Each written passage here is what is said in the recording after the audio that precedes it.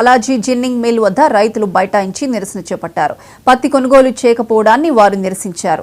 130 వాహనాల్లో పత్తి తీసుకొచ్చామన్నారు. అయితే 100 వాహనాల్లోని పత్తిని మాత్రమే కొనుగోలు చేశారని రైతులు తెలిపారు.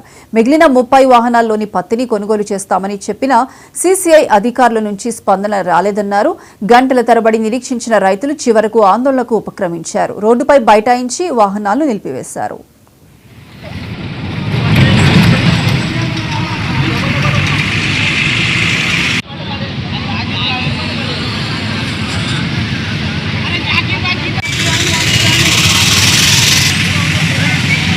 రోజు 1000 రూపాయలు 3 రోజులకు 3000 ఇవ్వాలంటారు. రైతు బతుకురా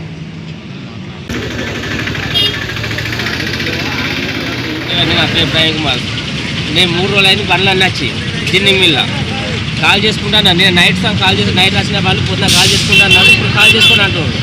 నేను వచ్చి 3 రోజులు అయింది. ఒక్కొక్క బండికి 2000 నుంచి 3000 వెయిటింగ్ ఛార్జ్ తీసుకుంటారు. సార్ నా పేరు వావిలాల ఇస్తారి. మాది విలేజ్ మోతుగూడ. నేను పట్టేదారిని. నేను గురువారం సాయంత్రం ఒక వెహికల్ పత్తి రింపిన 30 క్వింటాల పత్తి ఉండే నాది. పెద్ద వ్యాన్ మాట్లాడుకొని వచ్చిన.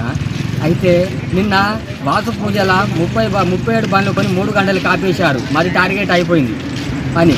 మరి సార్ మరి మేము ఏం చేయాలి? 3 రోజులు ఆగాలంటే ఇబ్బంది అవుతుంది కదంటే శనివారం రండి మేము కాల్ చేస్తామని చెప్పారు. ఇవాళ వస్తే మేము మా టార్గెట్ లేదు, ఇవాళ శనివారం బంద్, ఆదివారం బంద్, సోమవారం కాల్ చేస్తారంటే ఒక్కొక్క రైతు ఇప్పుడు ఒక బండికి రోజుకు 2000 రూపాయలు వెయిటింగ్ అంట. 2000 రూపాయలు వెయిటింగ్ అంటే 3 రోజులే 3 గంటలు 6000 రూపాయలు వెయిటింగ్ ఇవ్వాలి. మళ్ళీ వీళ్ళు సెకండ్ రకము పత్తి మంచిగా లేదని 100 రూపాయలు కోతకు వస్తాను. ఇంతకుముందే 100 రూపాయల సీసీఐ రేటు దించింది. 7400 రూపాయల నుండి మళ్ళీ 7300 లేకపోతే 350 రూపాయలు ఇంతే కడుతున్నారు. అటు లాసు ఇటు లాసు. రైతు ఎటు ఏమైపోవాలి? రైతే రాజు అన్నారు. మరి రాజు ఎక్కడున్నా చూపించాలి. నందమూరి తారక రామారావు 29వ వర్ధంతి